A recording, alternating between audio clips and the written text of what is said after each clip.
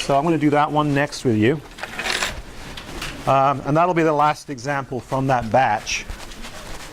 As you know, the amount of time we take doing these, we only get about 2 problems done in a class period, so we can only afford to do so many. But I do know you need to see a lot of examples because they are kind of challenging, some of these, especially the ones towards the end with the trig functions and stuff like that. So this is on page 322, problem 40. We have that y is the sine of x divided by 2 plus the cosine of x. Okay? And it's that whole list of things we're supposed to do yet again. We're supposed to go through and think about the domain and the asymptotes and the periodicity and the symmetry and on and on and on and on and on. We have that long checklist of things to check for. And the first thing on that checklist was the domain. Now, since there's a fraction here, there's a potential for division by 0, right? So you'd have to consider that. Is division by 0 actually on the table here, however? Why not? Yeah, exactly. Cosine x can only span the gap between -1 and 1. So the lowest cosine could ever get would be -1. And 2 plus -1 is 1. It's still not got down as far as 0. So this can't get as low as 0. In fact, the lowest this could ever be is 1. Right? The highest it could ever be is 3. And the lowest it could ever... It'll wiggle between 1 and 3, won't it? 2 plus cosine. So the domain, what's the domain? All real numbers, exactly. The domain is all reals. It's from -infinity to +infinity. So we can check off the domain part of our checklist. Okay, next on the list were intercepts. So let's look for the intercepts next. So intercepts, of course, there's 2 flavors of intercepts. There's the x-intercepts and there's the y-intercepts. Okay, doesn't really matter which one you find first. Let's go ahead and find the x-intercepts first. How do you find either kind of intercept? Exactly, you set the opposite to equal 0. So if you want the x-intercepts, you set the y to equal 0. So you set y to equal 0, which means that this formula has to equal 0. So we would need for sine of x over 2 plus the cosine of x to equal 0. Now, as we've said a bunch of times with fractions, when is a fraction 0? Exactly, when the numerator is 0, right? So we would get the sine of x would have to be 0. Now, sine of x being 0, that's one of the easiest of the trig things to remember. That's exactly where the sine function crosses the x-axis. That happens at multiples of pi. So 0, pi, 2 pi, 3 pi, 4 pi, negative pi, negative n pi.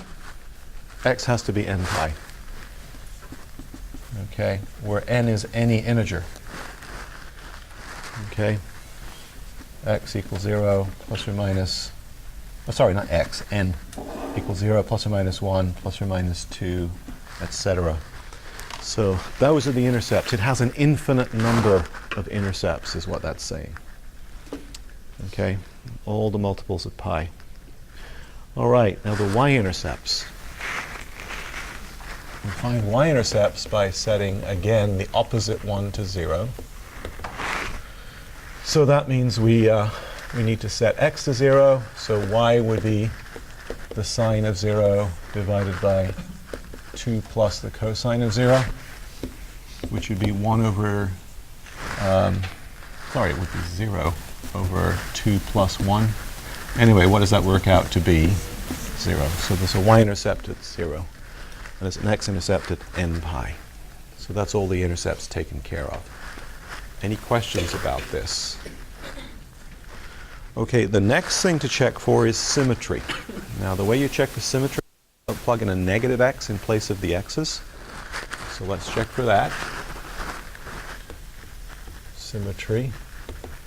Let's find f of negative x. We're putting a negative x in, we get the sine of negative x divided by 2 plus the cosine of negative x.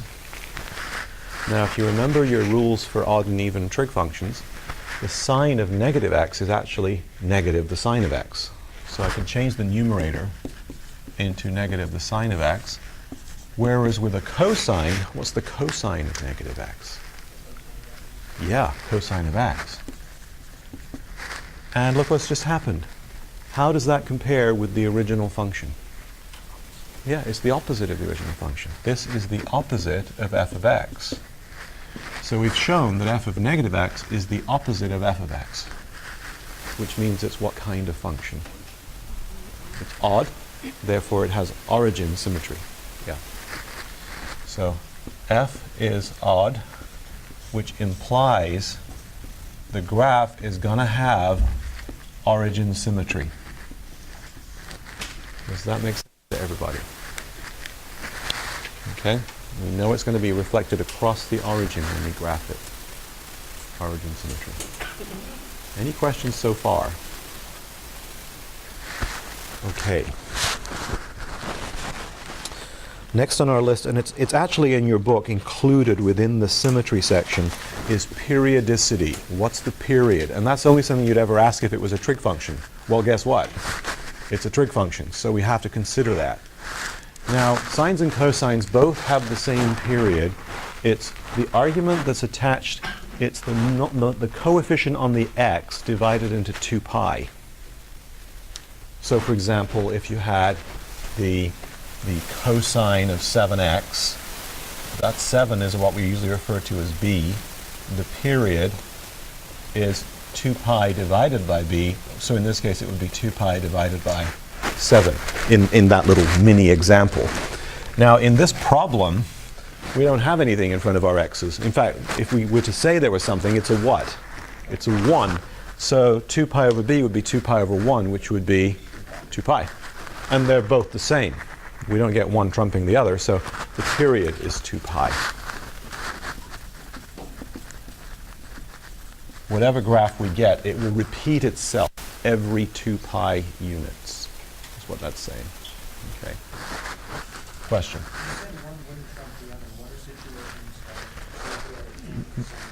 Whichever one has the shorter period defines the period when that happens. So say one had a 3x and the other one only had an x. The 3x would determine a period of 2 pi over 3. So that would become your period. And it wouldn't matter where, whether it was in the numerator? No, it would just whoever does it. Yeah. Yeah. The other what you basically tend to get is sub-periods built inside of bigger periods and things like that. The smaller ones determine it. Okay, next up after period is asymptotes. Okay, I don't think we're going to get any asymptotes. I don't think we even need to worry about it much at all. We already decided what never happens in the denominator. It's never 0, so vertical asymptotes are out. Horizontals come from when you take the limit to infinity. But with oscillating functions like these, what's going to happen as you go out towards infinity? It's just going to keep wiggling. It's not going to settle to a limit. It's just going to keep oscillating. So we're not going to get either kind of asymptote here. So let's move on from the asymptotes. Intervals of increase and decrease, local maxes and mins, all of that comes from what? The first derivative? So let's crank that derivative out. Okay, so y prime is going to be, and we apply the quotient rule to this, right, because it's a fraction. So we would get the bottom, 2 plus cosine x, times the derivative of the top, cosine x, minus the top, sine x, times the derivative of the bottom, negative sine x, all divided by the bottom, 2 plus cosine x squared. So if we multiply that out, that is 2 cosine x plus cosine squared x plus sine squared x over 2 plus cosine x squared. This latter part of the numerator, that's a trig identity, isn't it? That's just 1. So we'll replace that by a 1. So we have y prime is 1 plus 2 cosine x divided by 2 plus cosine x squared. There's our derivative. Okay? And we can use that to make predictions about increasing and decreasing maxes and mins. Now, once we've got the derivative, what did we use it for first? What's the first thing we find from it? Yes, critical values. Let's find those. Places where the derivative is 0. It could also be undefined, of course. In a general way, it could be, but not in this case. Same argument as earlier, isn't it? Is this denominator ever 0? Of course, it's squared now. Is that going to make any difference? No, it's still the same deal. It's never going to be smaller than 1, that denominator, is it? 1 squared, which is still 1. So it never gets as low as 0, so it never is going to be undefined. So what's the only kind of critical value to worry about? The 0 kind. Okay? So we need for this fraction 1 plus twice the cosine of x divided by 2 plus the cosine of x squared. We need it to equal 0. Fractions only equal 0 when the numerator is 0. 1 plus 2 cosine of x would have to be 0, which means that the cosine of x would need to be negative 1/2. Okay, so where is the cosine function negative 1/2? Think of your unit circle. Right, cosine represents what aspect of a unit circle? It's the x-coordinate, right? So we need the x-coordinate to be negative 1/2. Now, it happens twice on the circle, doesn't it? Okay, so where is that happening at? What is this angle here happening at? 2 pi over 3. And for the sake of simplicity, I'm going to call this guy negative 2 pi over 3, rather than going around and calling it 4 pi over 3. It's easier to call it plus or minus 2 pi over 3. So x is plus or minus 2 pi over 3. But then, of course, you could add to those any full circles, right? So 2n pi to get the whole list, plus 2n pi.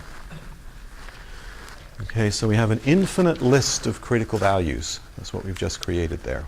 They go on forever. Any questions so far? Okay, now I don't know if in the problem they restrict you. I don't think they do. They don't say anything about restricting your graph. So obviously we cannot graph all the critical values. There is an infinite number of them. So what I would suggest is just maybe covering a couple of periods, one period either side of the origin maybe would be enough of a graph to go by. Because we know that once you finish one period, what's going to happen? Just start over.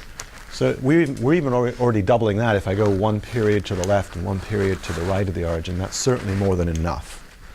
So if we do that, just these guys should be enough, I think. We go one period, because the period is 2 pi, right?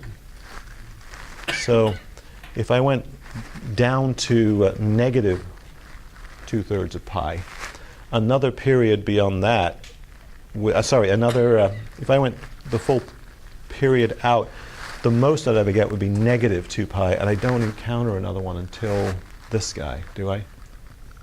So there's 2 of them on either side. Let's do that many on the graph. Let's make a chart that goes out that far.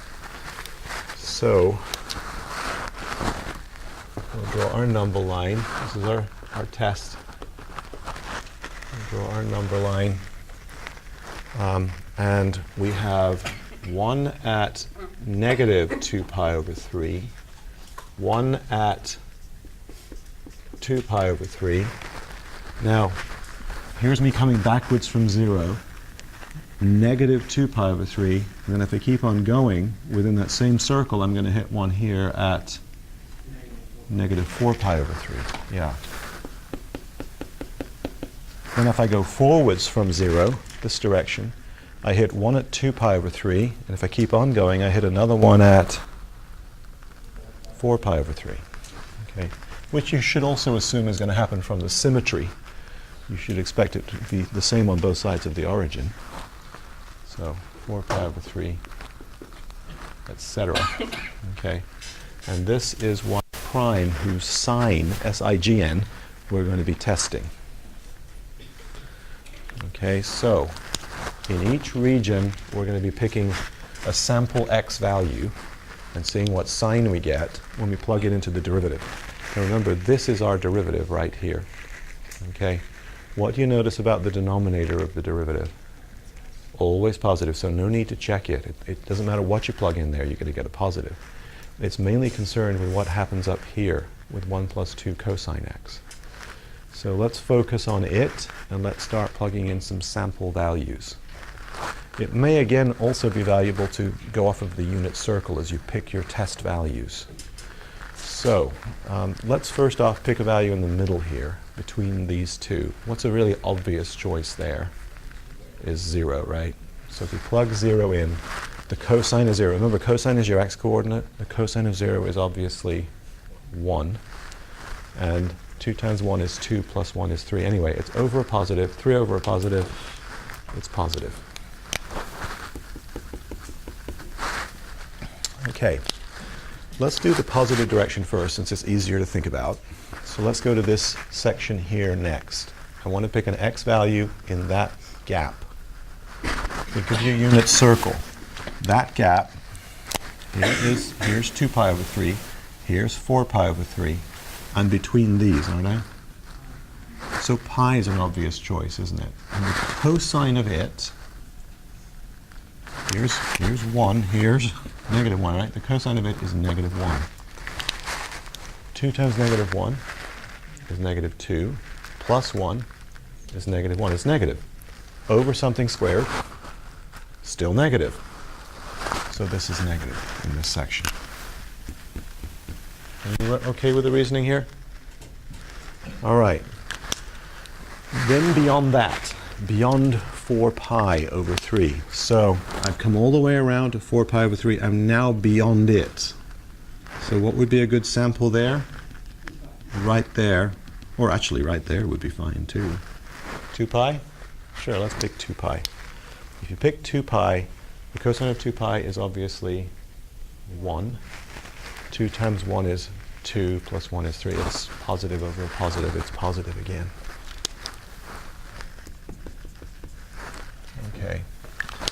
Now, if I go the other direction, if I go backwards, this way around, I go between, what's the negative name for this same coordinate here?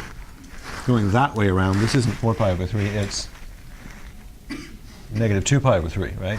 And this is negative 4 pi over 3. And if I'm going clockwise in the negative direction. So I'd want one between them again. That once again puts me here at negative pi. Last time we called it positive pi, but it's the same thing if we go the other way. It's negative pi. What's its cosine value? Negative 1, which we've already tried. It gave us a negative result, didn't it? You plugged it in. So it's negative again. And then go back here again. Again, we could also go off the symmetry of the graph. This ends up being positive on this side. And test it. So it's going uphill, downhill, uphill, downhill, uphill, like that. It keeps on switching every time. So we can see the intervals of increase and decrease. We can also see the maxes and mins. It's going to obviously have a local max here, a local min here, another local max, and this carries on forever. Another local min, etc., all the way to the infinities. Keeps on alternating like that. Any questions about this? Okay, now we probably want some y values to go with those maxes and mins. We've just got x values right now. We'll do those later. We'll do all the y values at the same time. So let's move on now to the second derivative and what it has to tell us. So y double prime. Here's our first derivative. Okay, we want to take its derivative. So it's yet another quotient rule. So we would take the bottom, 2 plus the cosine of x squared, times the derivative of the top, negative 2 sine x, minus the top, 1 plus 2 cosine x, times the derivative of the bottom. That's a chain rule. 2 times 2 plus cosine x times negative sine x, all divided by the bottom squared, which makes it a 4th power now, doesn't it? If you square it, it was already a square. Any questions so far? Okay, we've got 2 plus cosine x showing up all over the place. It's a common factor. Let's get it out of there. It shows up here and here. The smaller power out of those is the first power. Let's factor it out. So if we take it out, I'm also going to take, I've got another common factor. I've got a negative sine x common as well, don't I? I think I'll negative 2 sine x. Thanks for spotting that extra 2. Yeah, let's take it out as well. So I'll take it out. There it is. And here. Let's take it out as well. Negative 2 sine x times 2 plus cosine x. That's all coming out as being common. Bracket, what's it leaving behind? Well, we only took one of these, but it had a square, so it leaves one of these behind. 2 plus cosine. The rest of that stuff has been moved outside. Minus. Everything underlined in red here got moved outside. So all we have left is this guy.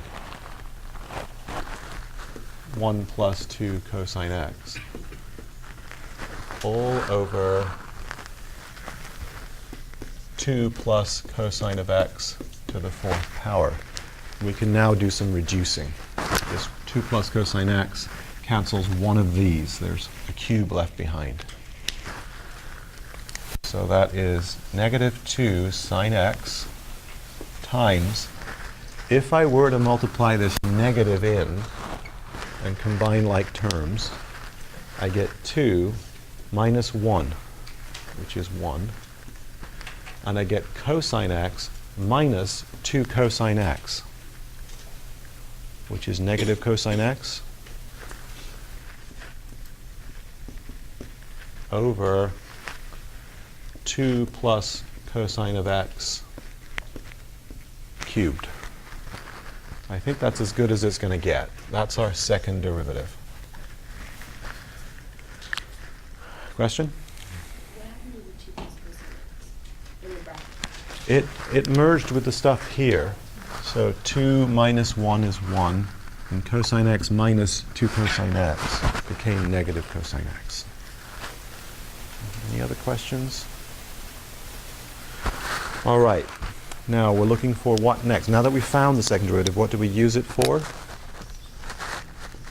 Possible inflection points. Make a new chart, this time for a concavity chart rather than a max-min chart, rather than a slope chart. So we're going to need the hypercritical values, the pips, the possible inflection points. Those are places where the second derivative is 0 or undefined, but just like the first derivative, it's never undefined. This can't be 0 on the bottom, so it can't be undefined. Make sense? So we're mainly concerned with the numerator, and we're worried about where is it 0. Okay, so negative 2 sine of x times 1 minus cosine x. That needs to be 0. The numerator. The denominator doesn't have anything to say about it. That would mean either the sine of x is 0 or the cosine of x is 1. Is that right? From the two factors here? The sine of x being 0 would make this whole thing 0, or cosine of x being 1 would also make the whole thing 0. We've already talked about sine of x being 0. That means that x would have to be n pi. Okay? The cosine of x being 1, where is the cosine 1? Right here. And it only happens once on the circle. It's not like most other values where there's a double. There's only one place on the circle the cosine is 1, and it's right there, which is at 0, or 2 pi, or 4 pi, or minus 2 pi, or minus 4 pi. generalizing that, it's 2n pi. Is that right? So x is 2n pi, which were already being found regardless, because n pi covers 2n pi, doesn't it? If you're doing n pi, you're certainly hitting all the evens while you're at it. So there's nothing extra coming from this second answer. That's covering everything, n pi, multiples of pi. That's your critical values, your hypercritical values, n pi. So we test it. We make a chart. This time it's a double prime chart, and it's all the multiples of pi where we'd be testing it, including 0.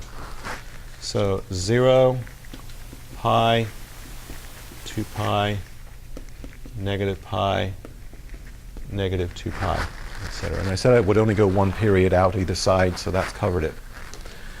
Okay, so test each of these regions to see what sign the second derivative has. So here's your second derivative. The denominator, we already said about this denominator in terms of it could never get smaller than 1. And if it's never smaller than 1 and you cube it, what you never get out of it is a negative. Does that make sense? So the denominator I don't need to test. It's always positive. The numerator I need to check. So pick values in each region and check the signs of these numerator factors and see what you get. So pick something between minus pi and minus 2 pi. Minus pi and minus 2 pi is this upper arch here. So that value there would do the job. Okay. Now you said it, it's minus 3 pi over 2. Okay. Or we can just point at it and ask, what are those two factors going to be? What's the sine function right there?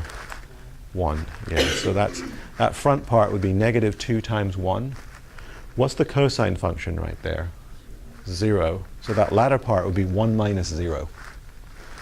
So this was negative 2 times 1 times 1. It's negative, isn't it? Negative 2 times 1 times 1 is negative. The bottom is always positive.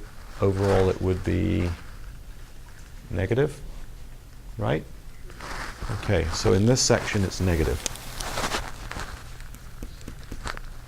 Now pick something between minus pi and 0.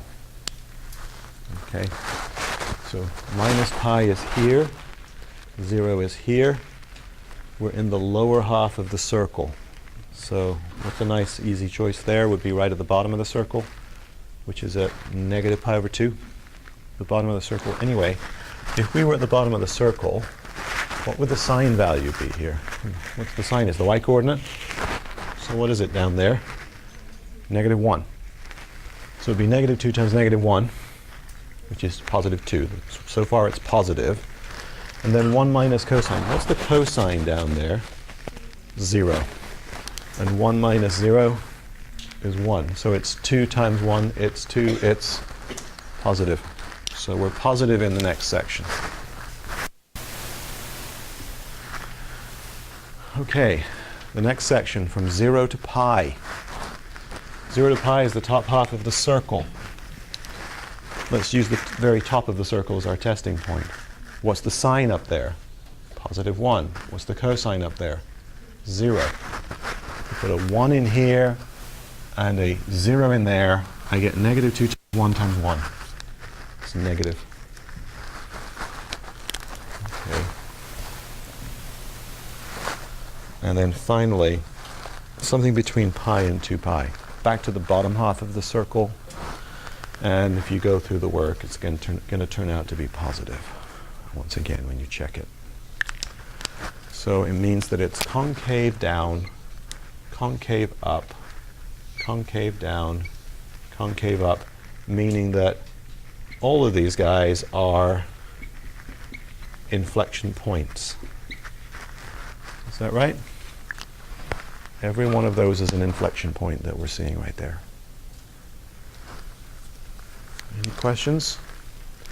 So we actually have quite a long list now of y values that we need to find. We need to find y values for these guys and also y values for these guys before we can make the graph. And then we've got all the raw material to make a graph. All right, so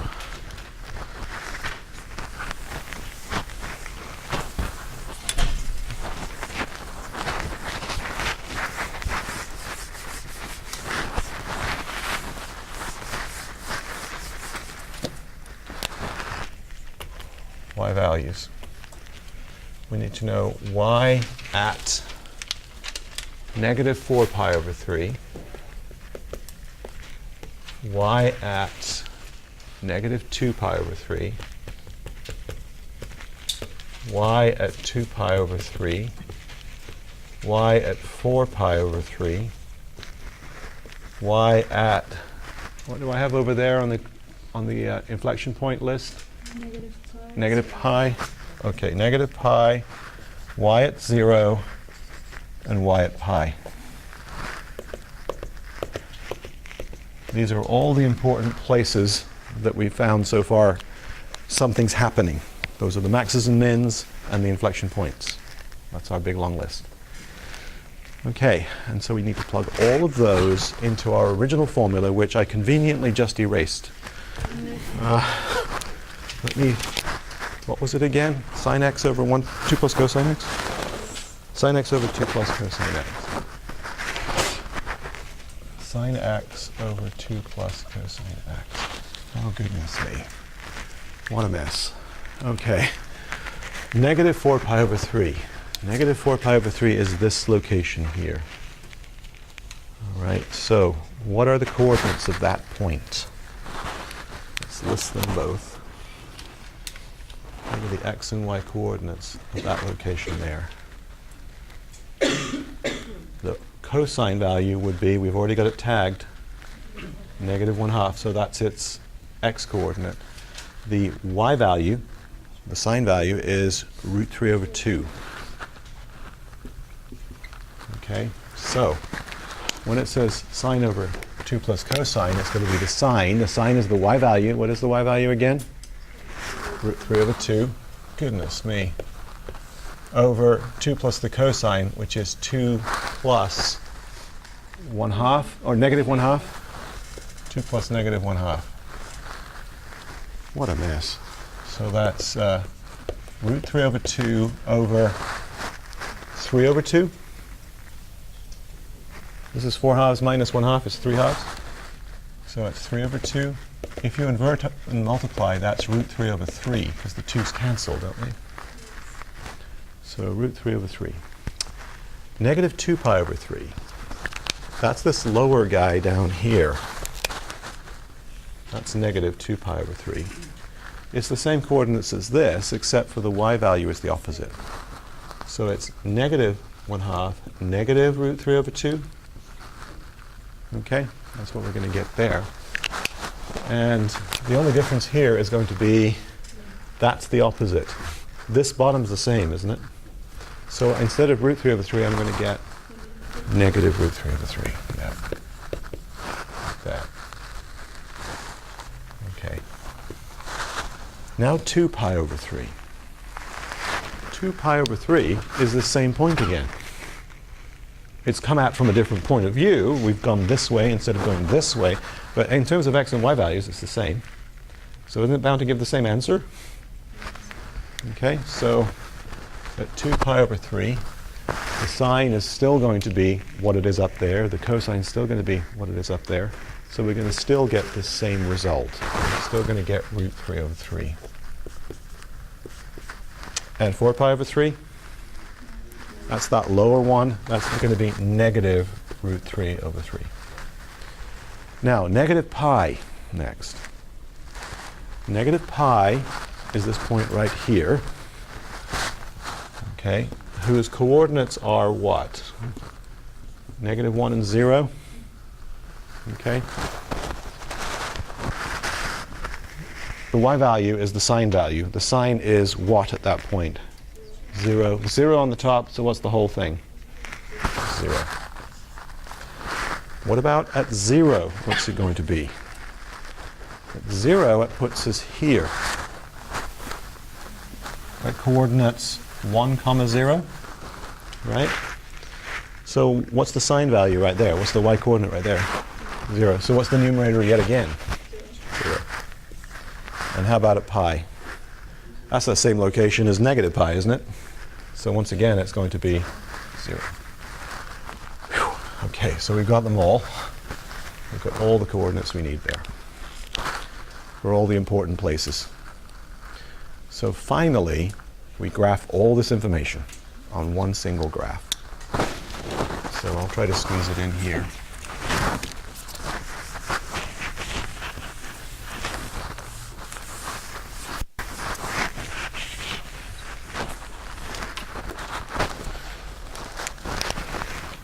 Okay. What is root 3 over 3?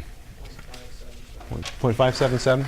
Okay, so call it 0.6, roughly 0.6, very roughly. For graphing purposes, that's probably good enough.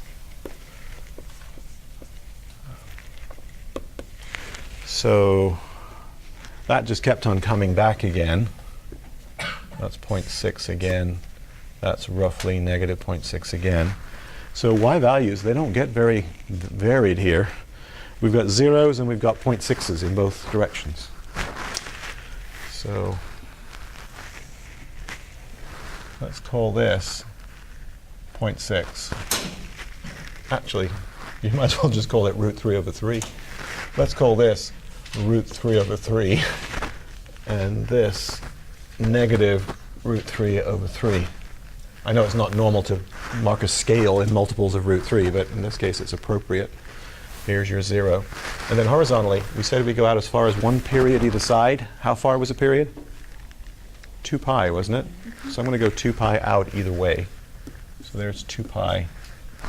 And here is negative 2 pi. And then I'll do a bit of subdividing on that.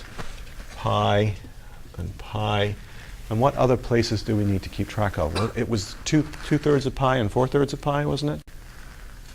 Okay, so 2/3 of pi, I just divide this into thirds. And 4/3 of pi, I'd again divide it into thirds. So there's 2 pi over 3. And there's 4 pi over 3. And then I divide this into thirds. Here's negative 2 pi over 3. Divide this into thirds. Here's negative 4 pi over 3. Okay, I think those scales will work for us. All right, so let's start plotting these. We did have intercepts. Where did we find? I know I've long since erased it. Where were the intercepts at? Weren't they all at n pi or something? N pi. So I know I have intercepts at the origin, at pi, at 2 pi, at negative pi, negative 2 pi. And the 0 is not just an x-intercept, it's obviously also a y-intercept, this origin right here.